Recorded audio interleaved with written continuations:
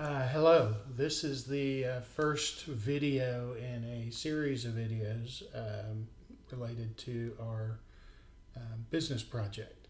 In this video, I'm going to talk to you about selecting a business concept for your project. This will include sort of an overview of the project. So, the overall project objectives, I want you to learn how to develop a thorough financial analysis of a business concept, negotiate the funding for that concept, and develop a recommendation regarding whether or not the concept is financially viable. Throughout the course, I will speak in terms of it either being financially viable or you making a go, no go decision on it. Essentially, you'll come to recognize those are the same things. I also want you to gain hands-on experience in how to make use of commonly used financial tools to address a real-world business issue. The tools that we cover in this class, every single one of those tools will be used in this project. And more importantly, they will be used in a context that is a very common kind of context for this, the use of these tools in a business. In fact, it's sort of the core underlying analysis for many management decisions. And so hopefully this will give you a real confidence about your ability to help work through these sort of management issues. The overview of the project, you're going to pick a business concept. I'll talk about that in a minute. And for that concept, you're going to need to develop a forecast of operating cash flows that extends 10 years into the future for that concept. You're going to need to conduct a risk analysis and develop likely good and bad case scenarios for this so that we're not focused only on a single point forecast. We're talking about developing a range, a likely range within which the concept will perform. You will be negotiating funding with me as the potential investor. And you will develop a go, no-go recommendation based on a robust capital budgeting analysis for your project. So you're going to be doing all of those alongside of what we're doing in concept-wise in the class.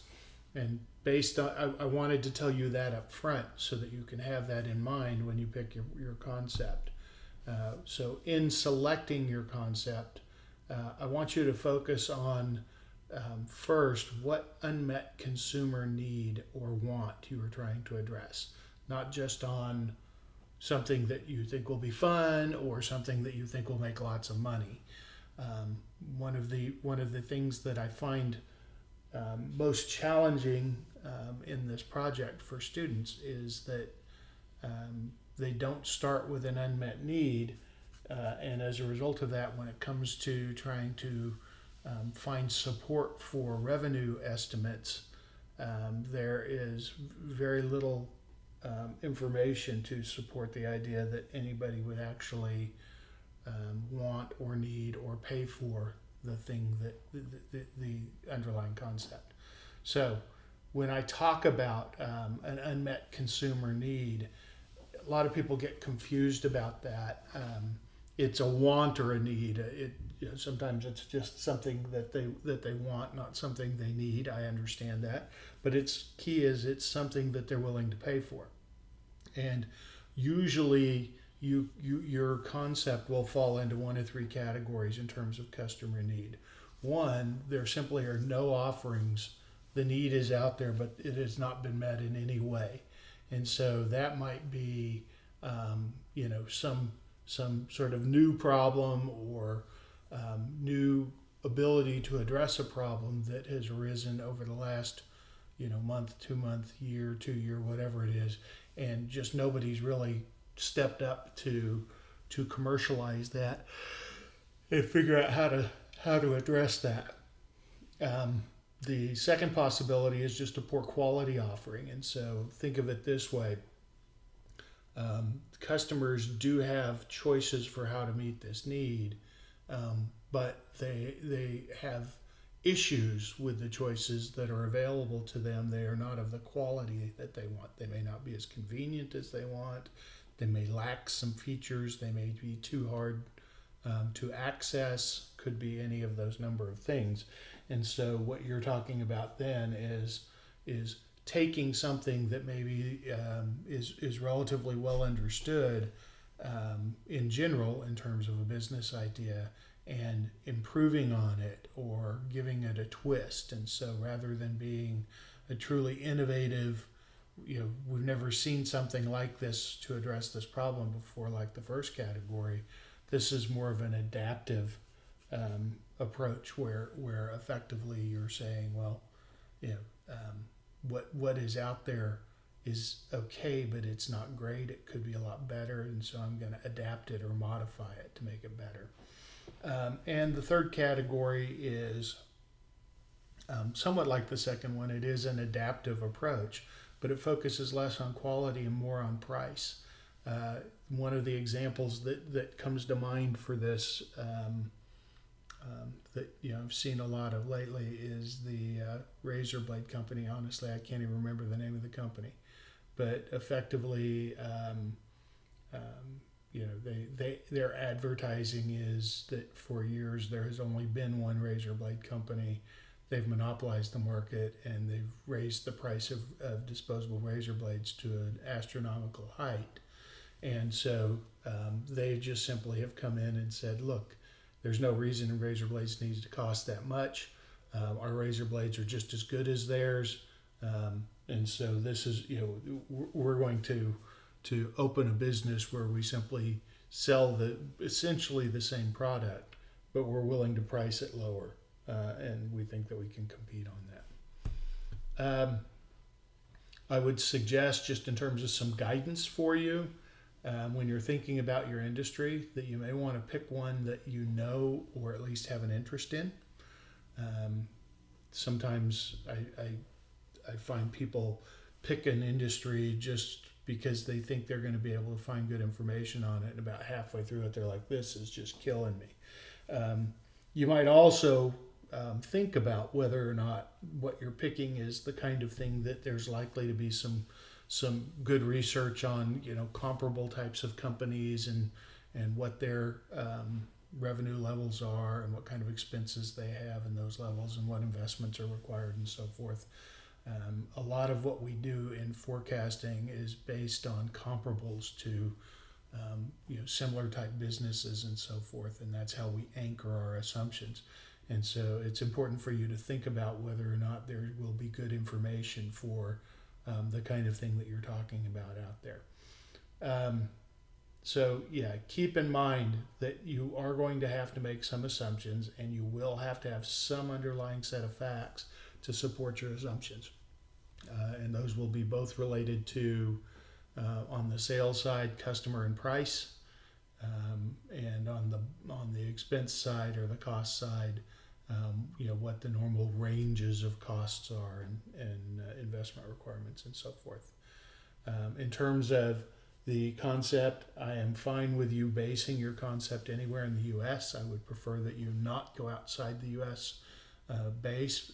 We want to keep things in dollars, and we want to keep things in terms of a U.S. tax code and all those sorts of things for simplicity. But that said, just because it's based in the U.S. doesn't mean it only serves U.S. customers. So if you want it to serve customers somewhere else in the world and you want to include that as part of the demographic of customers you might draw into, that's fine. Alternatively, you may want to base it very locally or regionally. That's fine. Again, kind of the key thing here is that you're able to develop some sort of a realistic path from how you get to nothing to reaching your customers wherever you're reaching them. In terms of how you're going to be assessed, this is an important one from my standpoint. I want to make sure I say this. I'll probably say it several times throughout the class. Here's the things you will be assessed on: that you properly research your concept and you are able to provide facts, about the type of industry or the concept. That you can develop unbiased assumptions about sales costs, investment requirements. So you're not going to, I don't want to see analyses that are saying, well, what we did was plug in numbers that would be what numbers would have to be in order for it to be viable. That's not the exercise here. The exercise here is to plug in what you would believe the numbers would be, and the chips will fall where they may. You need to develop unbiased assumptions regarding your good, bad, and likely scenarios. You want to make sure that you think how bad things could get, how good things could get, and that the likely is somewhere in the middle of that in a reasonable place. Again, what I would warn you against are I've seen this in the past where they make incredibly favorable assumptions for a good case scenario, and then when it goes to the bad case, they're like, well, I don't want to really say it's going to be that bad, when in fact we all know that there's a reasonable chance it could be that bad. You need to be balanced here.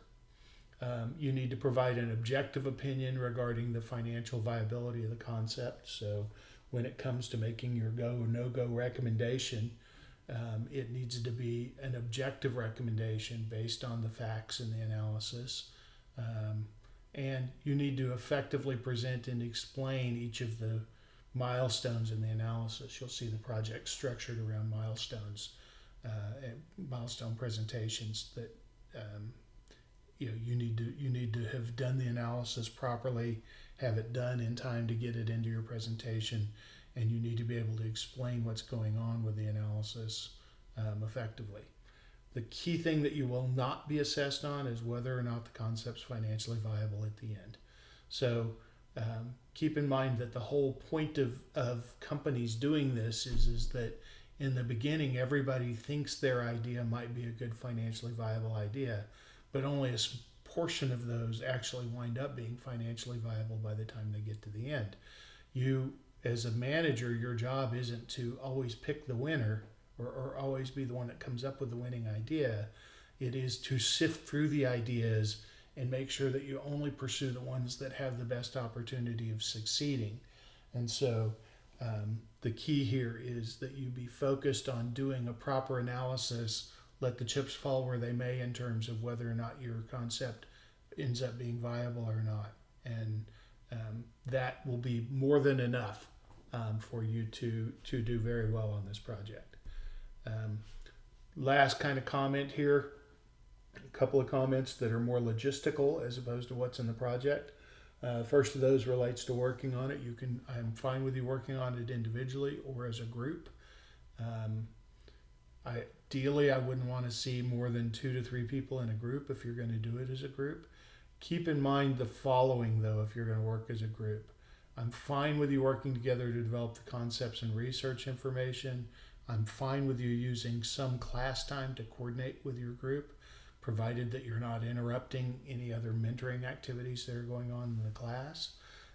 But I do expect each member of the group to go through and do their own modeling in terms of forecasts and so forth, and to conduct their own analyses. I don't want this to be something where you get in a group where one person gets experience doing the Excel spreadsheet work and everybody else just sort of sits around and waits on them. So everybody has to do their own model. Then at the end of, or as you go through it, you guys can decide whether or not you like this person's version, that person's version, whatever, as you kind of go through the steps.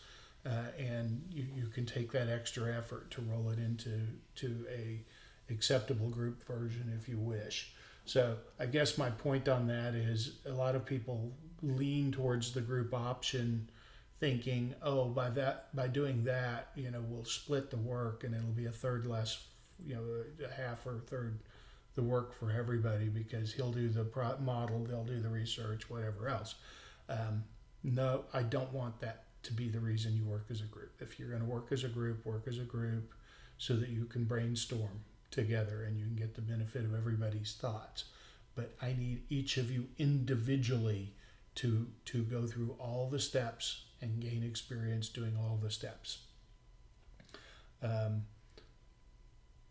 If you work in a group, when it comes to the milestone presentations, it is essential that all members of the group materially contribute to the milestone presentations. Okay. Otherwise, I'm not a believer that just because a group presents they all get the same grade. I will tell you that I'm fine giving a different grade to different members of the group based on how they contribute and what they understand and demonstrate that they understand in the milestone presentations. And lastly, each member of a group will be submitting their own final paper. It's not a group final paper. Now, finally, once you've kind of worked through all of this and you need to work through it quickly, we don't have days and days and days to sit around thinking about a business concept. I require a brief write-up. I say brief, probably no more than a half page of your business concept. It needs to include 3 things: the unmet need you wish to address, the business concept that you have for how you might address that need. 4 things. And the target market for your analysis. So those are all the descriptions of your business concept. And then you also need to tell me who you'll be working with on the project. If you're working alone, you can just say, I'll be doing this project on my own. If you're working with a group, I will be doing this project along with so-and-so and so-and-so and so-and-so. I need 1 write-up per group. And so if you're a group of 1, then you give me a write-up. If you're a group of 2, one of the 2 of you gives me the write-up. When I get those, I will provide feedback and approval to you as soon as possible after submission. So I'll be watching for those. And that way you can get on down the road as quickly as possible. If you have not submitted the write-up to me, don't assume that your concept has been approved. Okay, this is to avoid really a couple of different issues. One is 2 groups doing effectively the same kind of business. I'm not thrilled about that. Or alternatively, that you have a business concept that as we talk through it, it comes, I can't understand how it's a business.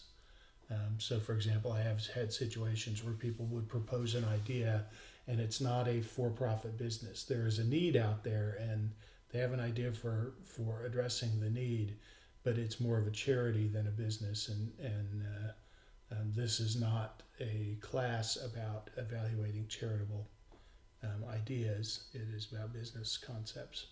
So you do have to get my approval. That's pretty much it. If you have any questions, absolutely bring them to class immediately so that we can get this resolved and get on down the road. Thank you.